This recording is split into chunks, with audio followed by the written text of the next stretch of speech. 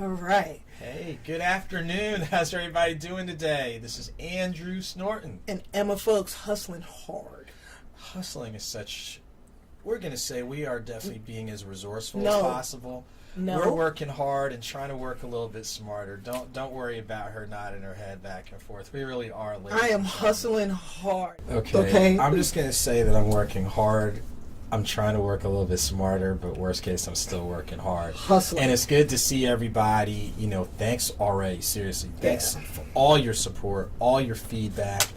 And we're definitely, as usual, we're going to have fun today. It'll definitely be, a few tidbits, some things for you to think about, but not getting so heavy-handed that you can't see some of the humor in a few things. Yeah. So earlier, about 20 minutes ago, Drew was really up in his feelings. I was. He was up in his feelings. Yeah, but the good thing is, unlike sometimes when men keep it bottled up and blow up a city block, so we're still alive and well and in one piece. So yes. I'm getting better. It's a work in progress. And so the topic of today is going to be managing the moving parts. Yes, ma'am. How do you Yes, handle sir. it when you want to get from point A to point B, and in your mind, point A to point B is a straight shot.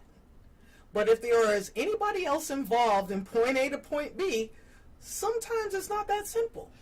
And that's just life. Whether somebody else is involved or not, you could say, hey, I'm just going to run, I'm on my way to work, and something happens. There's traffic. There's always going to be moving parts. So today we wanted to talk about handling. Yeah, definitely. I think all of us understand, whether we're professionals or entrepreneurs, we have families, things along those lines. We understand our lives are very intertwined, and our lives definitely have their share of, whether you're the soccer parent running your kids to practice, to recitals, to plan vacation, to whose turn it is to cook. There's always going to be something, and I think for a lot of us, as best as possible, we try to be as structured as possible and allow a little bit of flexibility. But every once in a while, because people will look through things through their lens and it doesn't always overlap with yours, it can really be creative to say. I had probably one of the best weekends I've had in a long time this past weekend. I went to a wedding. My best friend got married down in Florida. And, and I'm not, just like with anything, weddings are one of those most stressful times. So you always know that in the midst of the plans, it's going to be somebody's going to think that day is about them.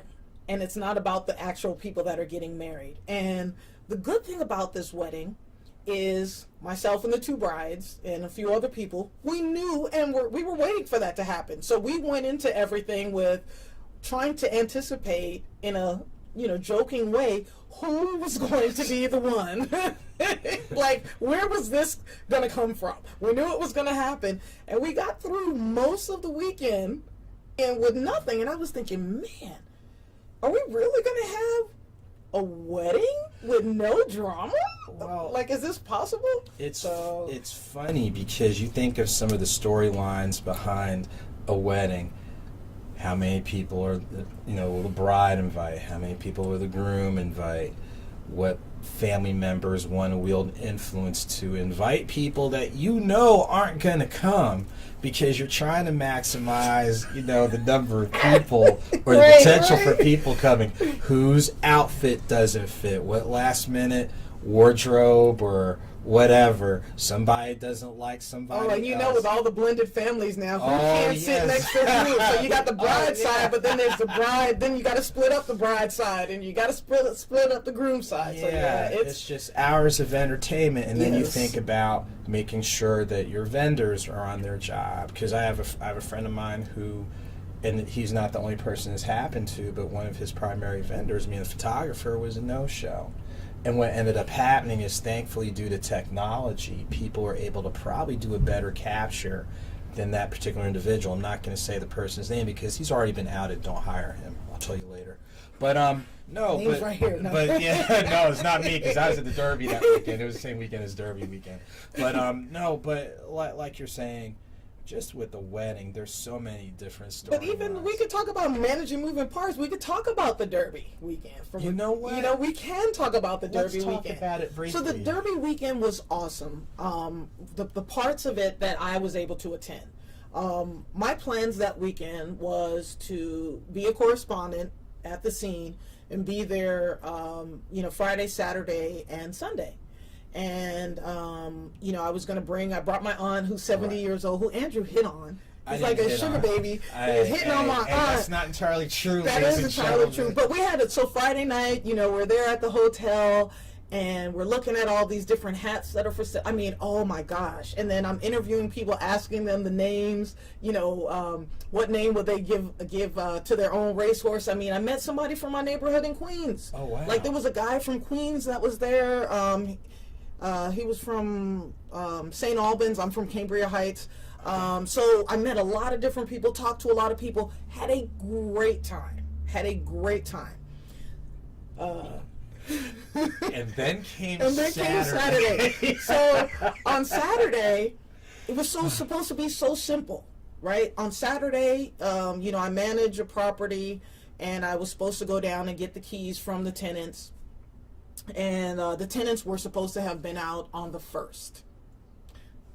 This was on the 6th. So I'm like, cool. Me and my son, we jump in the car, we go, and not only are they still there, but like they still have stuff in the house. And like everything in me was so disappointed, and I had a memorial service to go to. That's right. Remember? Because part of what yes. I recall, you had a service to go to. So the initial adjustment was for you just the to be there memorial, Friday right, and then Sunday. So I had a memorial service to go to, and I was going to try to, after the memorial service, try to get back to the Derby to hopefully see the race and whatever and what have you. And I was disappointed about the Derby part, but I was feeling very anxious about the memorial service because the memorial service was for the wife of the judge that married me and my wife.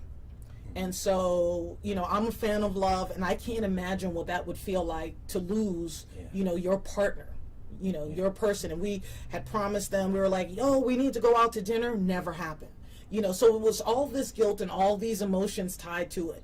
So as I'm standing there looking at these people, I could barely even just have a conversation with anyone because all I wanted to do was just think of how selfish are you? But let me ask you this, is it necessarily being selfish, or think about our theme, managing the moving parts? Like, there's almost always going to be something, and I think as cliche as it sounds, people who know you know what your intentions are, and your intent was to do A, B, and C. But think about it, there might have been something business related or family related, or heck, physically your body was just saying, I need to slow down. And I think it's one of those things where, in retrospect, obviously we wish we could have spent more time. That's with anybody. Yeah. But I think the bigger picture is, did those individuals or that individual know what was on your head and your heart? And the thing is, what is worse? You never getting the chance to connect, or the fact that you felt strongly enough about this person to want to do it? Because think about other people who might have done something of a similar nature but never showed any gratitude or appreciation for it. Well, luckily my wife was able to go, but then it's like, where am I? It's just like I'm always I always show up where I'm supposed to show up, when I'm supposed to show up. I always do what I say I'm going to do, and I'm still one of those people that I don't understand or comprehend why people lie. But I'm going to say this, but you summed it up right there. People who know that if you say you're going to do something, you'll make an honest effort to commit to it. So if you can't, it's got to be something. So, for lack of a better term, kind of take solace in the fact that people who know, people who've worked with you, business, community, etc., you just hit the nail on the head. People know who you are, the type of person you are. And even though your colleagues are no longer here, they knew the type of person that you were. Yeah. And that has to give you some solace. It's not perfect. No, it's never going to be perfect, which I think will probably be a good bridge and segue into my episode of Moving Parts, because it's just like full of hilarity. Yes. It's full of hilarity. I had to woo-saw him.